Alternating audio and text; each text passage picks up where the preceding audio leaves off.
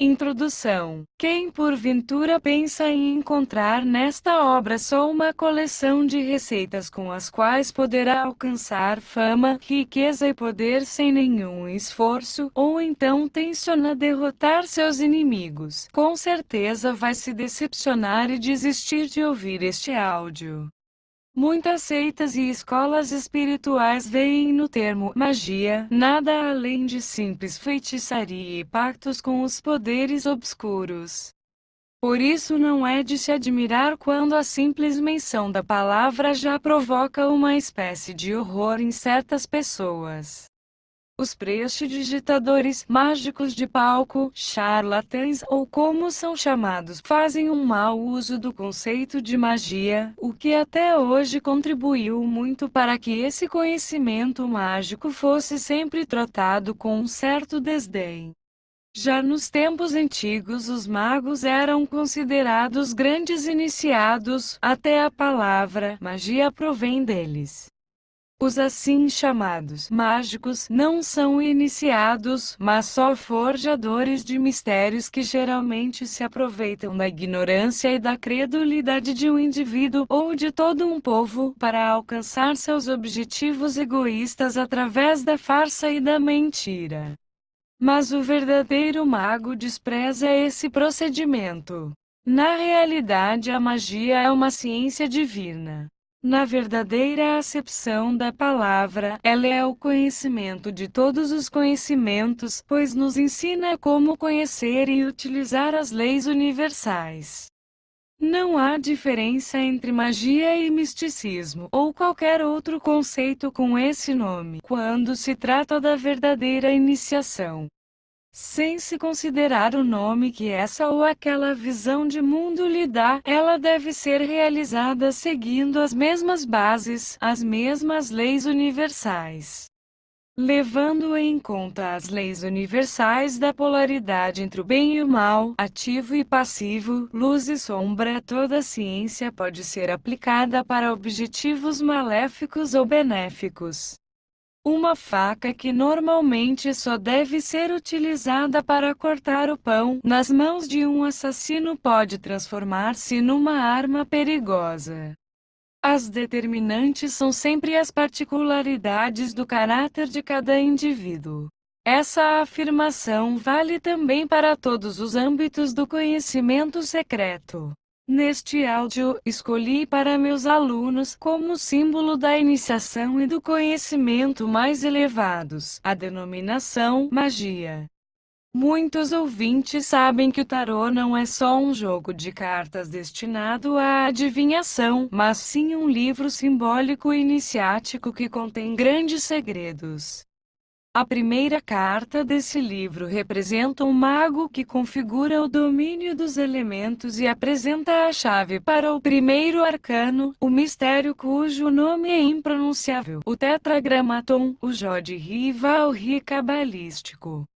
É por isso que a porta da iniciação é o mago, e o próprio ouvinte desta obra poderá reconhecer a grande gama de aplicações dessa carta e o quanto ela é significativa. Em nenhuma obra publicada até agora o verdadeiro significado da primeira carta do tarô foi tão claramente descrito como neste meu áudio. Este sistema, montado com o maior cuidado e a mais extrema ponderação, não é um método especulativo, mas o resultado positivo de 30 anos de pesquisa, de exercícios práticos e de repetidas comparações com muitos outros sistemas das mais diversas lojas maçônicas, sociedades secretas e de sabedoria oriental, acessíveis somente aos excepcionalmente dotados e alguns raros eleitos. Portanto, é bom lembrar, partindo da minha própria prática e indo de encontro à prática de muitos que com certeza ele já foi aprovado, sobretudo pelos meus alunos, e considerado o melhor e mais útil dos sistemas. Mesmo assim ainda não foi dito e também não quero afirmar que este áudio não descreve todos os problemas da magia ou do misticismo. Se quiséssemos escrever tudo sobre esse conhecimento tão elevado, então teríamos que preencher compêndios inteiros. Mas com toda a certeza pode-se dizer que esta obra é realmente a porta de entrada para a verdadeira iniciação, a primeira chave para a utilização das leis universais. Também não nego que em obras de diversos autores podemos encontrar aqui e ali alguns trechos explicativos, mas dificilmente o ouvinte encontrará uma descrição tão precisa da primeira carta do tarô num único livro. Não poupem esforços no sentido de ser o mais claro possível em cada etapa do curso, tomando as grandes verdades acessíveis a qualquer um, apesar de ter encontrado dificuldades para colocá-las em palavras simples, a fim de que fossem compreendidas por todos. Se esse meu esforço deu resultados, é uma constatação que deixo a critério dos ouvintes. Em alguns casos precisei deliberadamente repetir certas afirmações para enfatizar alguns trechos especialmente importantes e poupar o ouvinte de um eventual trabalho de repetir constantemente o áudio. Muitas vezes já ouvi pessoas se queixarem de que interessados e alunos das ciências ocultas não teriam oportunidade de serem iniciados pessoalmente por um mestre ou guru, e que por causa disso o acesso ao verdadeiro conhecimento só seria possível para os excepcionalmente dotados ou abençoados. Muitos os verdadeiros buscadores seriam obrigados a consultar pilhas de livros para pelo menos aqui e ali conseguir pescar alguma pérola de verdade. Portanto, quem se preocupa seriamente com a própria evolução e deseja obter esse conhecimento sagrado, não só por pura curiosidade ou pela satisfação de suas paixões mais imediatas, encontrará nesta obra o guia certo da iniciação. Nenhum iniciado encarnado, por mais elevado que seja o seu grau de iniciação, pode oferecer ao aluno para o seu começo de aprendizado mais do que é oferecido neste áudio. Caso o aluno sincero e ouvinte atencioso encontre neste áudio o que ele até hoje procurou em vão, então a obra cumpriu totalmente a sua missão. O autor, a figura do mago, a primeira carta do tarô. Explicação do seu simbolismo. Os reinos mineral, vegetal e animal estão simbolicamente expressos na parte inferior da carta. A mulher à esquerda e o homem à direita são o mais plus e o menos minus da pessoa. No meio deles há um ser hermafrodita, homem e mulher numa única pessoa, como sinal do equilíbrio entre os princípios masculino e feminino.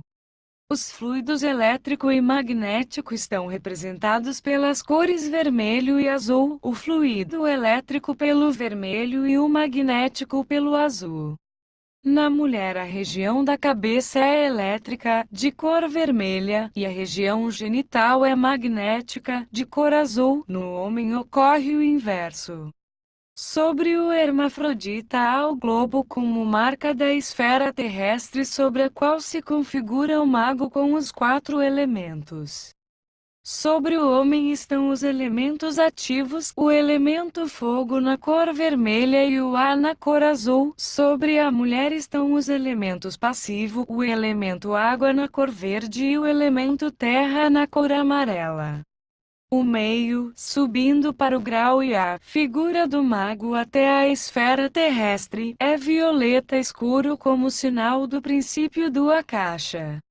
Sobre a cabeça do mago está desenhada uma flor de lótus prateada com uma moldura de ouro e uma faixa invisível como coroa, é o sinal da divindade. No seu interior uma pedra vermelha, um rubi que é a pedra dos sábios, é também o símbolo da quintessência de toda a ciência hermética. No fundo à direita está o Sol, amarelo dourado, e à esquerda a Lua, branco prateada como o plus e o minus, no macro e no microcosmo, ou os fluidos elétrico e magnético. Sobre a flor de lótus a criação é simbolizada por uma esfera, que no seu interior retrata o símbolo da força geratriz, plus e minus, o ato criador e gerador do universo. O infindável, eterno, ilimitado e não criado é expresso simbolicamente pela palavra um e pela cor violeta escuro passando ao preto. O grande segredo do tetragramaton ou o Jod-Ri-Val-Ri cabalístico. O que está em cima é também o que está embaixo.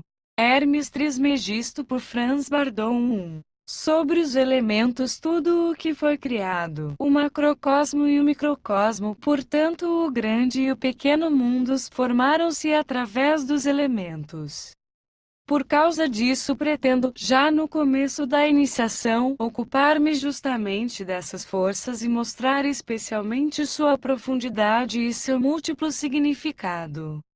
Até hoje se falou muito pouco, na literatura oculta, sobre as forças dos elementos, por isso resolvi assumir a tarefa de tratar desse assunto ainda inexplicado e erguer os véus que encobrem as suas leis. Não é nada fácil esclarecer os não iniciados de modo a levar ao seu conhecimento não só a existência e a ação desses elementos, mas também dar a esses leitores a possibilidade de trabalhar posteriormente com essas forças na prática. O universo todo iguala-se ao mecanismo de um relógio com engrenagens mutuamente dependentes. Até mesmo o conceito da divindade como a entidade de alcance mais elevado pode ser classificado de modo análogo aos elementos, em certos aspectos. Há mais detalhes sobre isso no capítulo que trata do conceito de Deus. Nos escritos orientais mais antigos os elementos são definidos pelos tattvas. Na nossa literatura europeia só lhes damos atenção na medida em que enfatizamos seus bons efeitos ou apontamos suas influências desfavoráveis, o que quer dizer, portanto, que sob a influência dos tattvas determinadas ações podem ser levadas adiante ou devem ser deixadas de lado. Não há dúvida sobre a autenticidade desse fato, mas tudo o que nos foi revelado até hoje aponta só para um aspecto muito restrito dos efeitos dos elementos. A prova dos efeitos dos elementos em relação aos tattvas para o uso pessoal consta de modo suficientemente explícito nas obras astrológicas. Porém eu penetro mais profundamente no segredo dos elementos, e por isso escolho uma outra chave, aliás análoga à astrológica, mas que não tem nada a ver com ela. Pretendo ensinar as diversas maneiras de utilizar essa chave até agora desconhecida para o leitor. Trato cada uma das funções, analogias e efeitos dos elementos, em sequência e com mais detalhes, nos capítulos subsequentes. Além de desvendar o seu lado teórico, também mostro a sua utilização prática, pois é justamente nela que reside o maior arcano. Sobre esse grande conhecimento secreto dos elementos já se escreveu no mais antigo livro da sabedoria esotérica, o Tarô, cuja primeira carta, o Mago, representa o conhecimento e o domínio dos elementos. Nessa primeira carta os símbolos são a espada que simboliza o elemento fogo, o bastão que simboliza o elemento ar, o cálice, o elemento água, as moedas elemento terra. Aqui podemos perceber que já nos antigos mistérios apontava-se o mago como primeira carta do tarô, e assim se escolhia o domínio dos elementos como primeiro ato da iniciação. Em homenagem a essa tradição quero também dedicar a maior atenção sobretudo a esses elementos, pois como veremos adiante, a chave para os elementos é um meio universal com o qual se pode solucionar todos os problemas que surgem. De acordo com os indianos, a sequência dos tattvas é a seguinte: Akasha, o princípio etérico; Tejas, o princípio do fogo; Vayu, o princípio do ar; Apas, o princípio da água; ovo negro, triângulo vermelho, círculo azul crescente prateado, Prithvi, o princípio da terra, quadrado amarelo. De acordo com a doutrina hindu, os 4 tattvas mais densos formaram-se a partir do 5º tattva, o princípio akáshico. Por isso o Akasha é o princípio original, e é considerado como a quinta força, a assim chamada quinta essência. Esclarecimentos mais detalhados sobre o Akasha, o elemento mais sutil de todos, serão apresentados ao ouvinte no capítulo correspondente. As características específicas de cada elemento também serão mencionadas em todos os capítulos subsequentes, iniciando-se nos planos mais elevados e descendo até a matéria mais densa, inferior. Como o próprio ouvinte poderá perceber, não será uma tarefa fácil analisar um segredo tão grande da criação e colocá-lo em palavras, de modo a dar a todos a possibilidade de penetrar nesse assunto e construir uma imagem plástica dele. Mais adiante falarei também sobre a decomposição dos elementos, além de mostrar seu valor prático para que cada cientista, seja ele químico, médico, hipnotizador, ocultista, mago, místico, cabalista, yogi, etc., possa extrair disso a sua utilização na prática. Se eu conseguir informar o ouvinte a ponto de pelo menos permitir que ele penetre nesse assunto sabendo utilizar a chave prática naquele campo do conhecimento que lhe agrada mais, então o objetivo do meu áudio terá sido alcançado. O princípio do fogo ou Tejas, triângulo vermelho. Como tivemos oportunidade de mencionar, o Akasha, ou princípio etérico, é a origem da criação dos elementos.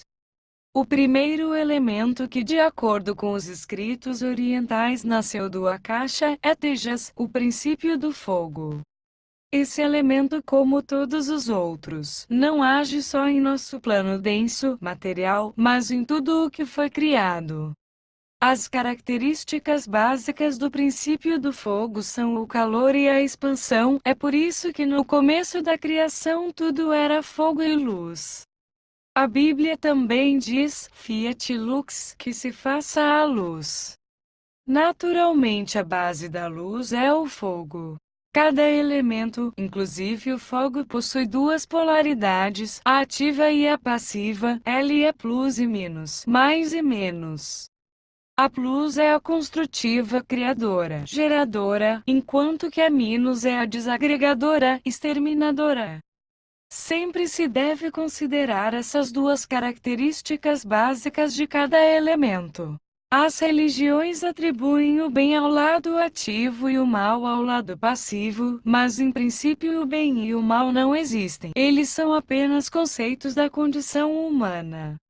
No universo não existem coisas boas ou más, pois tudo foi criado segundo leis imutáveis.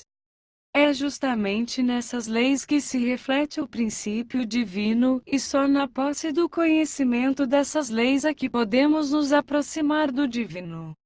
A explosão é inerente ao princípio do fogo, e será definida como um fluido elétrico para fins de formação de uma imagem. Sob esse conceito nominal compreende-se não só a eletricidade material, densa, apesar de ter com esta uma condição análoga, como veremos a seguir. Naturalmente torna-se claro para qualquer pessoa que a característica da expansão é idêntica à da extensão.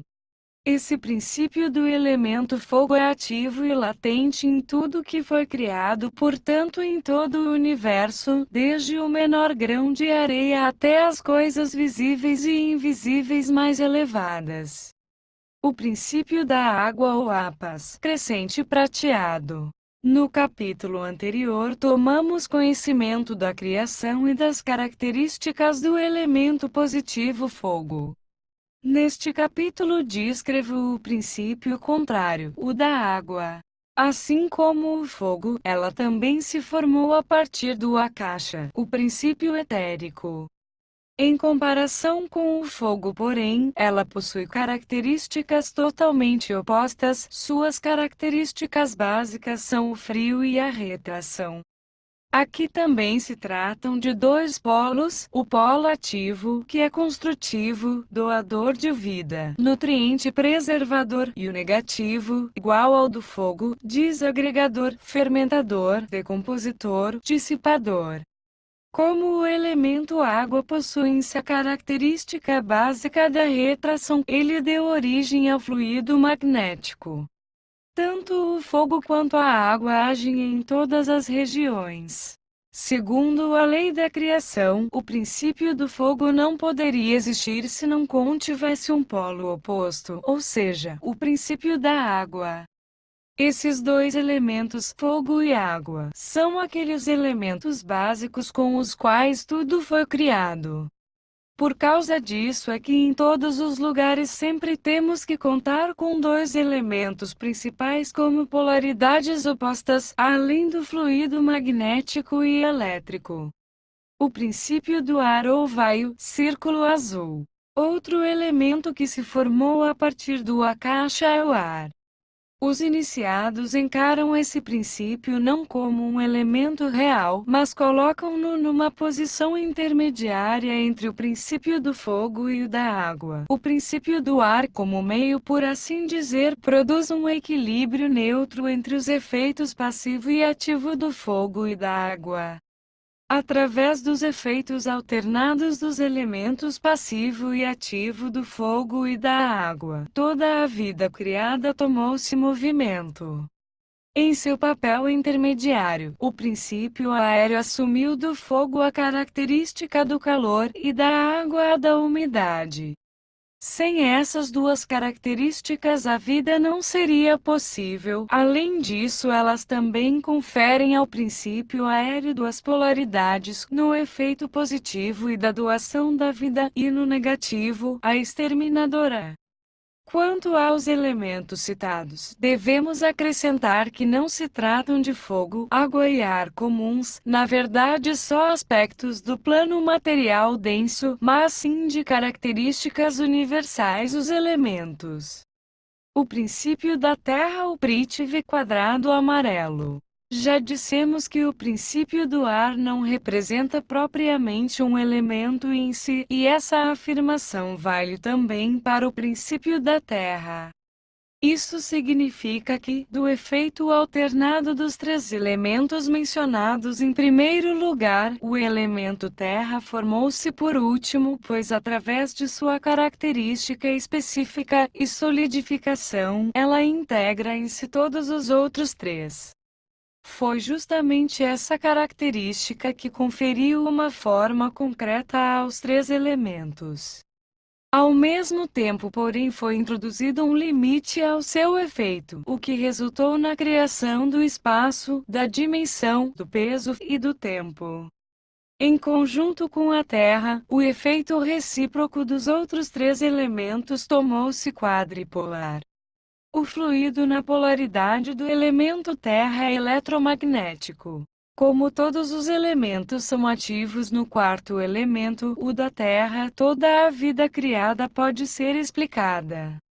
Foi através da materialização da vida nesse elemento que surgiu o Fiat, o faça-se.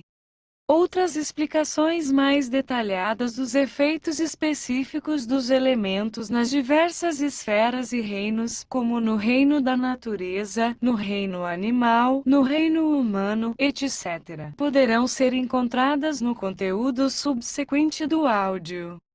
O importante é que o leitor consiga ter uma ideia geral do funcionamento e dos efeitos dos princípios dos elementos em todo o universo. A luz, o princípio do fogo é a base da luz, sem ele a luz jamais poderia existir. Por isso ela é um dos aspectos do fogo. Todos os elementos do fogo podem ser convertidos em luz e vice-versa. É por isso que a luz contém todas as características específicas, é luminosa, penetrante, expansiva. O oposto da luz é a escuridão, que surgiu do princípio da água, e possui as características específicas opostas às da luz. Sem a escuridão, a luz não só seria irreconhecível, como não poderia existir. Assim podemos perceber que a luz e a escuridão surgiram a partir da alternância de dois elementos, ou seja, do fogo e da água. Em seu efeito, a luz possui a característica positiva e a escuridão a negativa. Essa alternância ocorre em todas as regiões. O Akasha, ou o princípio etérico, ovo negro.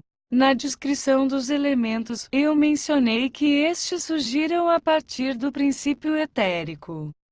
Por causa disso ele é o mais elevado de todos, o mais poderoso e inimaginável, ele é a origem, o fundamento de todas as coisas e de toda a criação. Em resumo, ele é a esfera primordial. É por isso que o Akasha é isento de espaço e de tempo. Ele é o não criado, o incompreensível, o indefinível. As religiões chamam-no de Deus. Ele é a quinta força, a força primordial, ele é aquilo que contém tudo o que foi criado e que mantém tudo em equilíbrio. É a origem e a pureza de todos os pensamentos e ideias, é o mundo das coisas primordiais no qual se mantém tudo o que foi criado, desde as esferas mais elevadas até as mais baixas. É a quintessência dos alquimistas. É tudo em todas as coisas. Karma, e lei de causa e efeito. Uma lei imutável que possui seu aspecto característico justamente no princípio do Akasha, é a lei de causa e efeito. Toda causa provoca um efeito correspondente. Essa lei vale, em todos os lugares, como a lei suprema. Assim, toda ação tem como consequência um determinado efeito ou produto. Por isso o karma deve ser considerado não só uma lei para nossas boas ações, como prega a filosofia oriental, mas, como podemos perceber nesse caso, seu significado chega a ser bem mais profundo. Instintivamente, as pessoas sentem que todo o bem só produz bons frutos e todo o mal tem como consequência a produção de coisas más, ou como diz a boca do povo, o que o homem semeia, ele colhe. Essa lei irrevogável deve ser conhecida e respeitada por todos. A lei da causa e efeito também é inerente aos princípios dos elementos. Não quero aprofundar-me nos detalhes dessa lei que, aliás, podem ser expressos em poucas palavras, porque eles são claros e lógicos para a mente de qualquer pessoa. A lei da evolução ou do desenvolvimento também se subordina à lei da causa e efeito. É por isso que o desenvolvimento é um aspecto da lei do karma.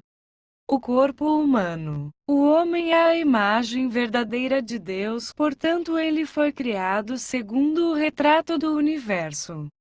Tudo o que se encontra no universo numa escala maior, reflete-se no homem numa escala menor. É por isso que o homem é definido como um microcosmo, em contraposição ao universo como macrocosmo. Ao pé da letra, podemos dizer que no homem está refletida toda a natureza, e o objetivo desse capítulo é ensinar a observar, conhecer e dominar essa verdade.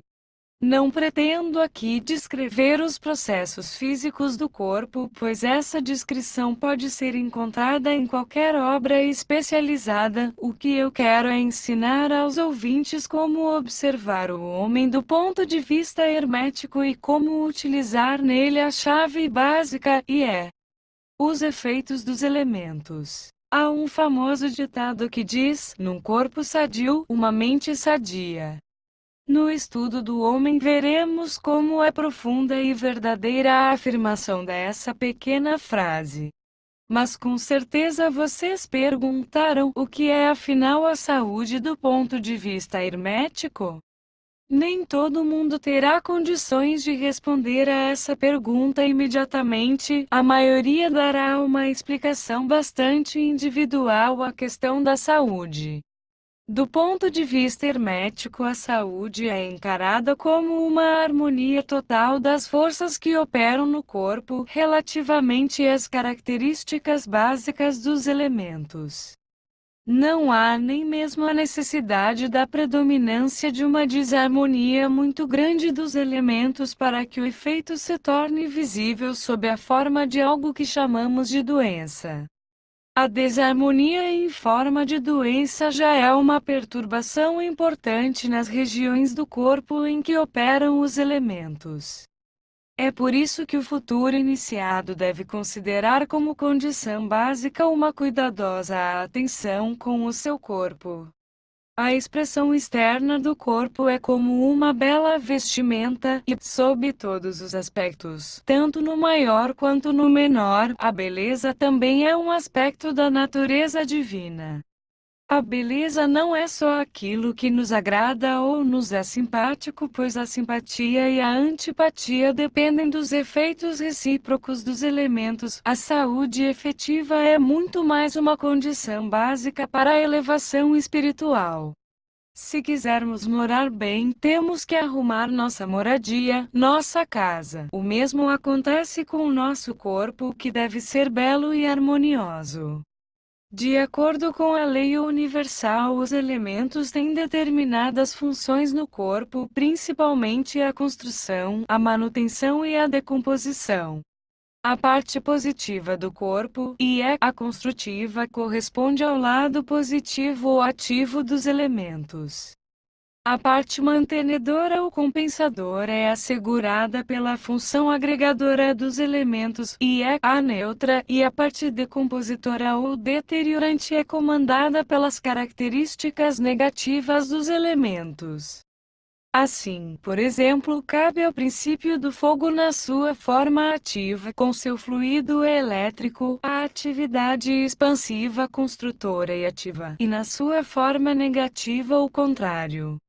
O princípio da água na sua forma ativa influencia a atividade construtora dos diversos líquidos no corpo, e na sua forma negativa, a atividade decompositora. O princípio do ar tem a função de regular o fluido elétrico do fogo e o fluido magnético da água no corpo, e mantê-los em equilíbrio. Por isso, ele é definido como o elemento neutro ou mediador. Como foi dito na chave básica sobre as forças do princípio da Terra, este último tem a função de manter agregadas as funções dos outros três elementos. Na forma ativa do elemento do princípio da Terra, o efeito é vitalizante, fortalecedor, construtor, mantenedor, etc. E na sua forma negativa é o contrário. Ao princípio da Terra corresponde tanto o progresso ou crescimento quanto o envelhecimento do corpo. Poderíamos ainda apresentar muitas analogias sobre os efeitos dos elementos no corpo, mas a explicação acima deveria, em princípio, ser suficiente. Os iniciados de todos os tempos nunca descreveram em pormenores os efeitos dos elementos, provavelmente para evitar o seu uso indevido, mas eles os conheciam muito bem. Dividiam o homem em três conceitos básicos, atribuindo a cabeça ao princípio do fogo, o ventre ao da água e o tórax ao do ar, este último como princípio mediador entre o fogo e a água. À primeira vista é evidente que os iniciados definiram corretamente essa divisão do homem, pois tudo o que é ativo, portanto, o que é ígneo, ocorre na cabeça, enquanto no ventre ocorre o contrário, ele é o trabalho dos líquidos, o aquoso, o eliminador, etc. O tórax está subordinado ao ar e possui, da mesma forma, um papel mediador, pois a respiração que ali ocorre é mecânica. Finalmente, o princípio da Terra com sua coesão ou sua força agregadora compõe todo o corpo humano, com todos os seus ossos e sua carne. Mas alguém sempre perguntará onde e de que modo se apresenta a caixa ou princípio etérico no corpo material denso? Após uma reflexão mais profunda, todos poderão responder a essa pergunta por si mesmos, isto é, de que o princípio etérico na sua forma material densa está contido no sangue e no sêmen, e no efeito recíproco destes últimos na matéria vital ou vitalidade. Como vimos anteriormente, o elemento fogo produz no corpo o fluido elétrico, e o elemento água produz o magnético. Cada um desses fluidos possui dois polos de irradiação, o ativo e o passivo, e os efeitos recíprocos diretos e alternados dos quatro polos igualam-se a um magneto quadripolar, idêntico ao mistério do tetragramaton, o Jod-Ri-Val-Ri dos cabalistas. Por isso é que o fluido eletromagnético no corpo humano, em sua irradiação para o exterior, é o magnetismo vital, chamado de OD, ou de qualquer outro nome que se queira dar. Na pessoa destra, o lado direito do corpo é elétrico ativa e o lado esquerdo magnético passiva. Na pessoa canhota ocorre o contrário. A intensidade de irradiação desse fluido eletromagnético depende da capacidade, LF, da intensidade do efeito dos elementos no corpo. Quanto mais saudável e harmoniosamente se operar o efeito dos elementos no corpo, tanto mais forte e pura será a irradiação. Com a ajuda de determinados exercícios, assim como através de uma postura correta e uma observação precisa dessas leis, a capacidade e intensidade de ação desse fluido eletromagnético, ou OD, poderá aumentar ou diminuir conforme a necessidade. O modo como isso ocorre será descrito com mais detalhes na parte prática desta obra. Tanto o fluido elétrico quanto o magnético não têm nenhuma relação direta com a eletricidade ou o magnetismo que conhecemos, mas lhes são análogos. Essa lei da analogia é um fator muito importante na ciência hermética, e seu conhecimento possibilita ao iniciado realizar com essa chave grandes milagres. Na nutrição, esses elementos estão misturados. Sua assimilação desencadeia um processo químico através do qual os elementos se mantêm no nosso corpo. Do ponto de vista médico, a assimilação de qualquer nutriente, em conjunto com a respiração, desencadeia um processo de combustão, no qual o hermetista vê muito mais do que um simples processo químico. Ele vê a fusão dos nutrientes, assim como o fogo que é constantemente mantido aceso através da matéria em combustão. É por isso que toda vida depende da entrada contínua de material combustível, e do alimento e da respiração. Para que cada elemento receba seu material de manutenção necessário, recomenda-se uma alimentação variada, misturada, que contenha todas as matérias básicas dos elementos. Se, por exemplo, fôssemos obrigados a passar a vida toda dependendo de um único nutriente, então sem dúvida nosso corpo adoeceria, e tornar-se-ia desarmônico. Através da decomposição do ar e dos nutrientes, os elementos recebem a matéria que os preserva, mantendo assim o vigor da sua atividade. Esse é o modo de vida natural do homem. Se houver a falta da assim chamada matéria desencadeadora em qualquer dos elementos, o efeito nas funções correspondentes é imediato. Por exemplo, quando o efeito do elemento fogo no corpo se intensifica, então sentimos sede, no caso do elemento ar sentimos fome, no do elemento água sentimos frio, e no do elemento terra instala-se o cansaço. Da mesma forma, qualquer saturação dos elementos no corpo provoca reações intensificadas. Com o excesso do elemento fogo instala-se uma necessidade de movimento e atividade, com o do elemento água intensifica-se o processo de deterioração. Uma saturação do elemento ar mostra-nos que devemos dosar a assimilação da nutrição, e uma saturação do elemento terra exerce seus efeitos em aspectos da vida sexual, mas não se evidencia necessariamente no impulso sexual carnal. Geralmente em pessoas mais velhas, esse efeito pode também exteriorizar-se através do estímulo a uma maior atividade no trabalho e um maior desempenho criativo. Em suas polaridades passiva e ativa, os fluidos elétrico e magnético têm a função de produzir os compostos ácidos do ponto de vista químico, ou eventualmente alquímico, em todos os corpos orgânicos e inorgânicos. No sentido ativo, elas são construtoras e no negativo desagregadoras, decompositoras e destruidoras. Assim explica-se a função biológica do corpo. O resultado é o ciclo da vida. Ela surge, cresce, amadurece e morre. Esse é o destino da evolução de toda a criação. Dieta. Um modo de vida sensato mantém a harmonia dos elementos no corpo. Quando surge uma desarmonia no efeito dos elementos, isto é, quando há a predominância ou o enfraquecimento de um ou outro elemento, deve-se tomar algumas providências para equilibrá-los novamente ou pelo menos interferir favoravelmente nesse sentido. É por isso que para casos específicos costumam-se prescrever as mais diversas dietas. Já há muito tempo pessoas comuns chegaram a essa conclusão através de inúmeras observações, mas sem conseguir entender as causas precisas desses fenômenos. Quando a perturbação dos elementos é tão grande a ponto de tomar a desarmonia visível, então não se trata mais de uma desarmonia, mas sim de uma enfermidade.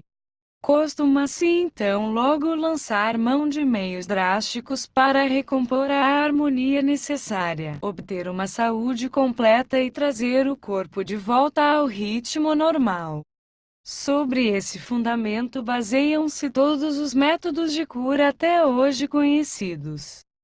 Prefiro abster-me da descrição de cada método de tratamento individualmente, pois todos já são amplamente conhecidos. Os métodos naturais de cura utilizam-se de efeitos térmicos, como banhos, compressas, cataplasmas, ervas, massagens, etc. O alopata usa remédios concentrados para provocar os efeitos correspondentes aos elementos e assim promover a recuperação da saúde.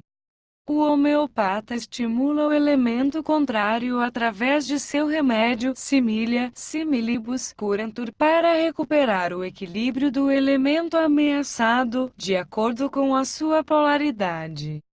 Ao aplicar seus remédios, o eletrohomeopata age diretamente sobre os fluidos elétrico e magnético para, através do seu fortalecimento, equilibrar o elemento desarmônico, conforme o tipo de enfermidade.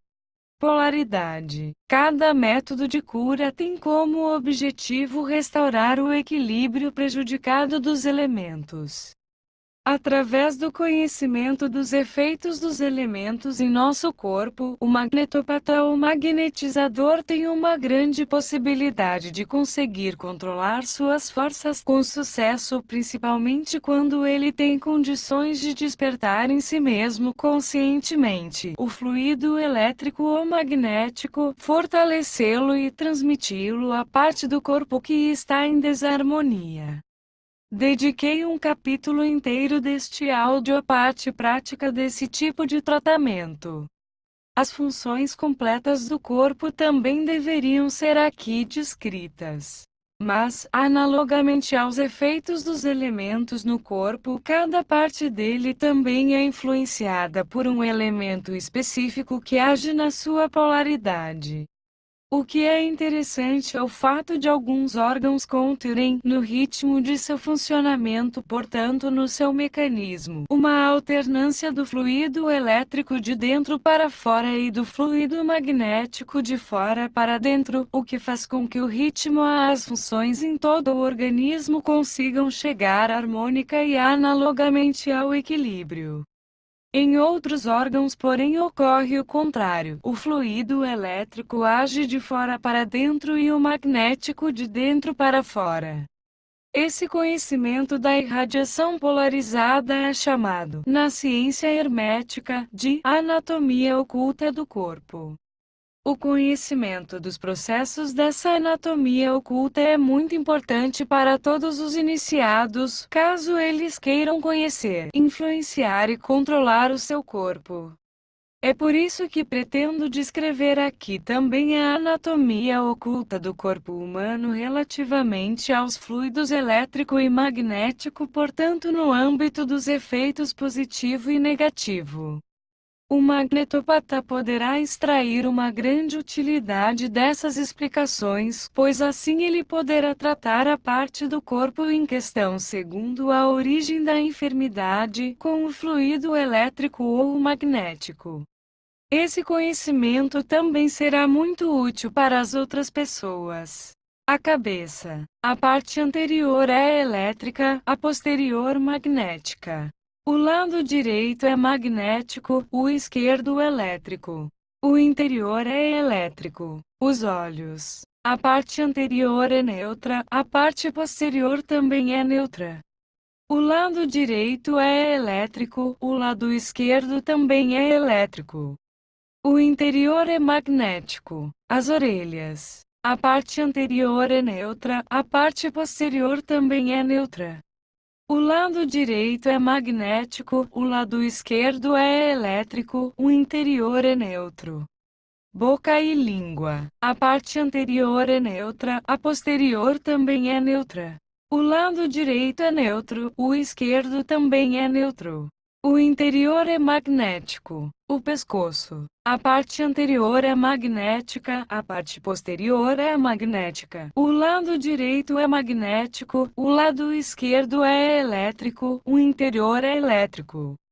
O tórax. A parte anterior é eletromagnética, a parte posterior é elétrica, o lado direito é neutro, o lado esquerdo é elétrico e o interior é neutro.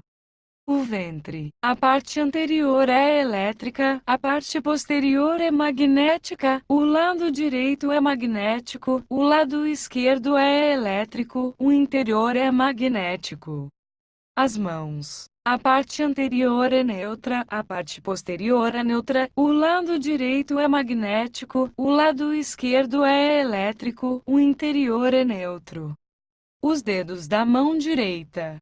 Os lados anterior e posterior são neutros, os lados direito e esquerdo são elétricos, o interior é neutro. Os dedos da mão esquerda. Os lados anterior e posterior são neutros, o lado direito é elétrico, o lado esquerdo também é elétrico, o interior é neutro. Os pés. As partes anterior e posterior são neutras, o lado direito é magnético, o lado esquerdo é elétrico, o interior é neutro. Os órgãos genitais masculinos. A parte anterior é elétrica, a parte posterior é neutra, os lados esquerdo e direito são neutros, e o interior é magnético. Os órgãos genitais femininos. A parte anterior é magnética, a parte posterior é neutra, os lados direito e esquerdo são neutros, o interior é elétrico. Última vértebra da coluna junto ao ânus. As partes anterior e posterior são neutras, os lados direito e esquerdo são neutros, o interior é magnético. Com base nessa anatomia oculta, o iniciado pode, com a chave do magneto quadripolar, compor outras analogias segundo a sua necessidade. E nessa anatomia o alquimista reconhece também que o corpo humano é um verdadeiro atanor, no qual ocorre, bem visível, o processo alquímico mais completo, a grande obra, ou a preparação da pedra dos sábios. E aqui termina o capítulo sobre o corpo humano. Não pretendo afirmar que considerei todos os assuntos ligados ao tema. De qualquer modo, creio que mencionei os mais importantes, aqueles relativos aos elementos, aos magnetos quadripolares, e desvendei o mistério do tetragramaton aplicado ao corpo.